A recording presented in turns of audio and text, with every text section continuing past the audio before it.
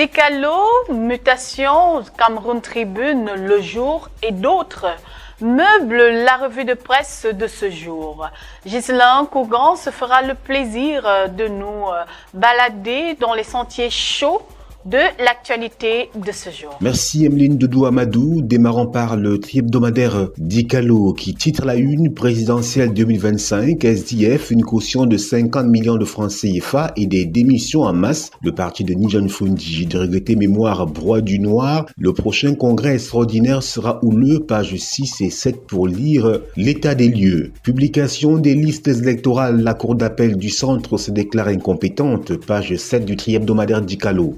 Sabotage des réseaux télécoms, Camtel et Orange s'accusent mutuellement, page 3 pour s'en apercevoir. Gouvernance, la nouvelle homélie de Monseigneur Barthélemy Yaouda est à lire à la page 3 du tri-hebdomadaire Decalo. Cameroun Business à la une, mobilisation de l'épargne locale, 1000 milliards de francs CFA à sortir de l'informel. Ils sont 12 millions d'investisseurs potentiels dont les capitaux canalisés vers le marché des titres publics aideront au financement des projets. Les assises de Douala tenues le 13 février dernier propose la vulgarisation des mécanismes de souscription aux titres publics à partir des téléphones mobiles. Cette année, le Trésor public entend s'appuyer sur des innovations axées autour de nouveaux instruments, des maturités plus longues et des taux attractifs. À lire le focus de Cameroun Business à la page 8 mais aussi à la page 9 de ce numéro. Cameroun Tribune, création des aires protégées là où le bas blesse. La levée de bouclier contre la création du parc national de Mabetbet par les populations du Mayokani extrême nord rappelle la difficulté à mettre en place un cadre approprié pour améliorer la cohabitation homme-faune. Prenant la mesure du problème, le gouvernement explore diverses voies pour que l'intérêt général soit préservé à travers notamment un dialogue incluant les différents acteurs impliqués. À lire le focus de Cameroun Tribune aux pages 7, 8 et 9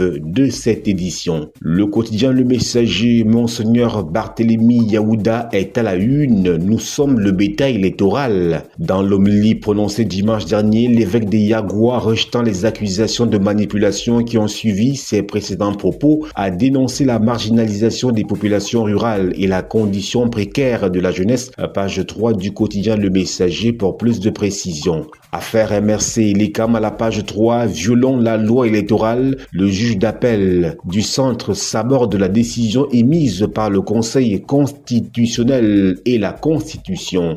Le Jour, visite du MinSanté, l'ordre des médecins dénonce la présence des caméras dans les hôpitaux à la page 5. Tournoi Unifac U17, les Lions à 90 minutes de la qualification pour la CAN.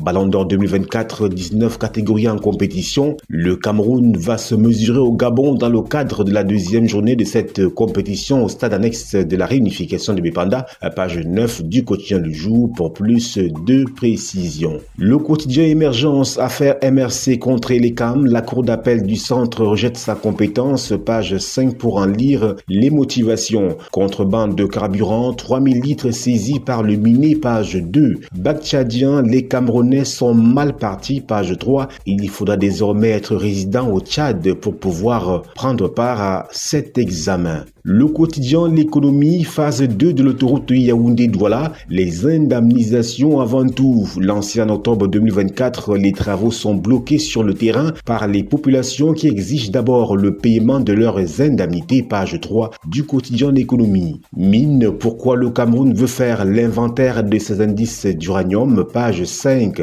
CEMAC, ce qui change avec l'agrément unique des établissements de crédit, page 6. Guinée équatoriale, Arab Contractor gagne le marché de construction de 100 000 logements sociaux, page 7 pour plus de détails. Financement des PME agroalimentaires, Banch Bank Cameroun signe une convention avec le gouvernement, page 7 pour lire cette bonne initiative. L'œil du Sahel, performance, nous fait-on savoir à la une, l'assaut des cotons s'arrime aux normes du Consupé, page 5 pour plus de précisions sur cette performance. Budget d'investissement public 2025, 57 7 milliards de francs CFA affectés à la région de l'Adamawa, page 5 du journal L'Œil du Sahel. Yaoundé, le Pulka dresse son bilan 2024 à la page 3. Musique, Jay Dunel veut mettre en lumière le Grand Nord à la page 10 du journal L'Œil du Sahel. À Extrême Nord, la fondation Sévuc veut prioriser les communes vulnérables à la page 8 du journal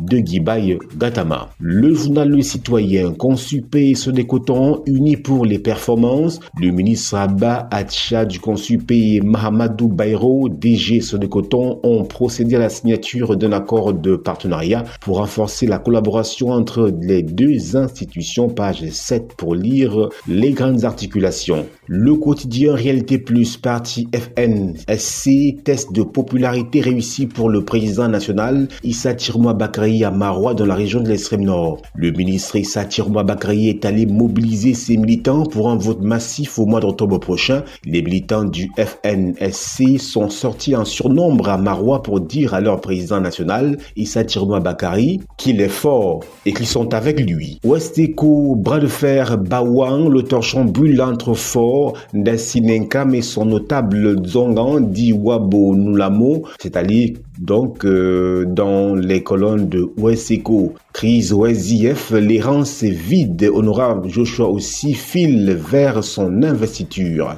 Info Plus Santé à la une, vidéo humiliante du personnel de santé. Dr Rodolphe Fonkoua en colère contre Manaouda Malachi. Le président de l'Ordre national des médecins du Cameroun indique à travers un communiqué que les visites inopinées des autorités dans les formations sanitaires doivent se faire dans la discrétion et le respect de la dignité du personnel soignant. Page 4 pour lire cette sortie. OMS Cameroun, les défis du nouveau représentant sont à lire à la page 10 du journal Info Plus Santé. Cancer du sein, c'est le plus fréquemment diagnostiqué, même s'il est moins mortel que le cancer du col de l'utérus. L'OMS recommande aux femmes de mettre l'accent sur le dépistage précoce pour éviter des stades graves et irrémédiables. Page 3 du journal Info Plus Santé. La voix du consommateur, secteur de l'électricité, les responsables des délestages intempestifs. Depuis fin décembre 2024, de nombreux quartiers des villes et localités du réseau interconnecté Sud sont privés d'électricité de jour comme de nuit malgré les centaines de milliards investis pour la construction des barrages, centrales thermiques et lignes de transport achetées.